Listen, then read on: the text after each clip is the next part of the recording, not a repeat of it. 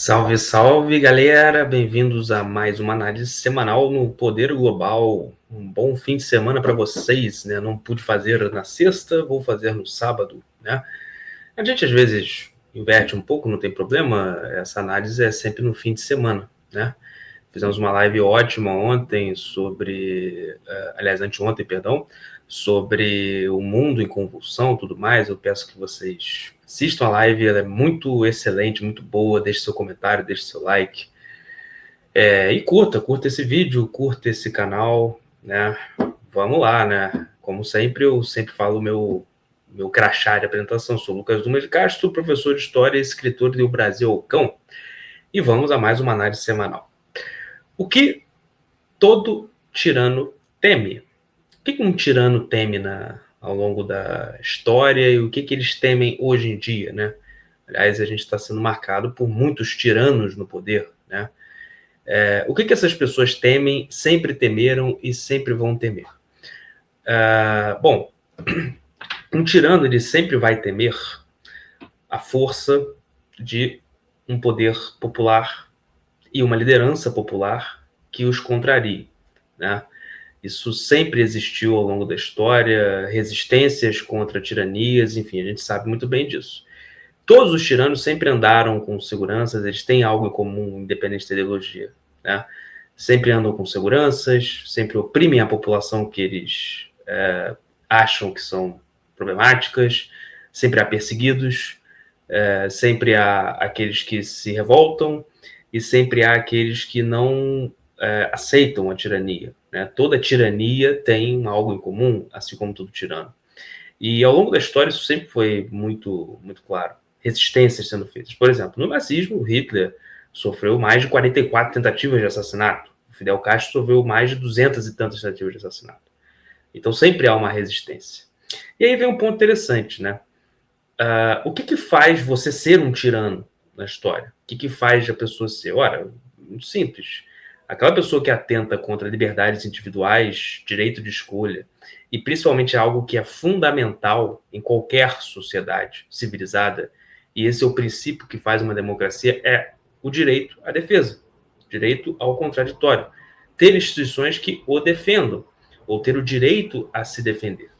Toda tirania não dá esse direito à população. Na verdade, é a imposição daqueles que não gostam de contraditório, imposição sobre o povo, imposição do autoritarismo sobre o povo. Isso tem de direita à esquerda, não tem, repito, uma ideologia certa para isso.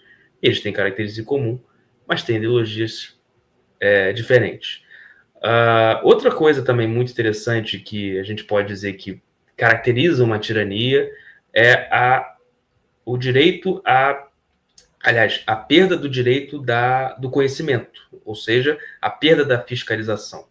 Eu sempre disse isso, que uma boa oposição é capaz de fazer um bom governo, desde que faça da maneira correta, não seja aquela oposição que quanto pior, melhor, que a gente vê muito no Brasil, infelizmente. Mas uma oposição que fiscalize corretamente, que proponha soluções e que dê transparência é muito bom. Você vê que toda tirania há governos sempre fechados. Todo tirano tem governos fechados. Eles não gostam de mostrar, não gostam da transparência. E vão sendo revelados durante muitos anos posteriores ou até momentâneos, embora nós estejamos cada vez mais na época da informação, mas vão sempre mostrar todos os seus crimes, né? A maneira de não mostrar os seus crimes é não ter transparência, não ter uma fiscalização. Então, o tirano tem essa característica. Quando surge uma liderança capaz de os enfrentá-los, eles fazem de tudo para aniquilar essa liderança, né? Indo até em parentes, ou até em pessoas, ou até comuns, ou amigos, enfim, ameaçam de todas as formas aquela liderança quando não as matam, né? E isso sempre foi claro na história também. A gente viu muitos casos de pessoas que acabaram na fogueira, por exemplo, pessoas que foram enforcadas, pessoas que foram mortas, né? Por que uma pessoa se torna tirana, né? Isso é uma outra coisa interessante. Bom, dizia Napoleão Bonaparte que uma frase muito interessante: quer testar o caráter do homem, coloque o poder na mão dele. O poder corrompe a alma do ser humano. O ser humano é capaz de coisas absurdas pelo poder. E é interessante você ver que ao longo da história, as melhores lideranças foram justamente aquelas pessoas que nunca desejaram o poder, nunca desejaram a liderança, né? Por exemplo, o Gandhi, na Índia. Gandhi nunca desejou essa liderança, ele simplesmente aceitou esse papel e se tornou uma grande liderança da Índia, tá entendendo? Quando você não busca o poder, você simplesmente tem a liderança e aceita essa liderança como algo correto, como algo que é necessário, mas sem desejá-la, você está a um passo de ser uma boa liderança. Existem poucos casos assim, mas existem na história. Aqueles que sempre buscaram muito a liderança, o poder, já por si só se corromperam posteriormente. E o poder é corrompido, o poder é uma força corruptora, e às vezes de seres humanos que antes não eram, né? Então, uma pessoa se torna uma tirana por medo de perder o poder que o corrompeu lá atrás. Essa é a conclusão que eu sempre chego e sempre tive na minha questão histórica. Evidentemente que nem todos são assim, mas desde que a humanidade é a humanidade, o ser humano demonstrou que, com relação ao poder, ele sempre foi vencido, na maioria dos casos. 90%, pode dizer, das pessoas que assumiram uma condição de poder se corromperam de alguma forma. E quando isso chega a uma situação radical, se tornam tiranos. Então, como eu falei, os tiranos têm características em comum, temem a perda do poder e, principalmente, temem a resistência que os encontra. Mas aí há um grande questionamento.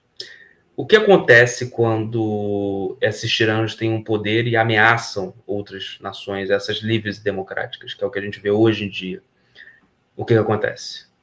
E como reagir a isso? É uma pergunta que se faz.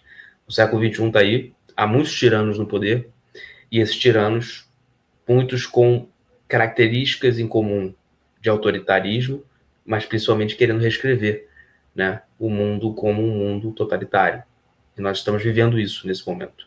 Isso não é anormal. A história sempre foi assim. Ontem eu estava conversando até com um amigo meu, e ele me dizendo, cara, que mundo distópico a gente está vivendo. Eu falei, cara, você tá doido? O mundo sempre foi assim.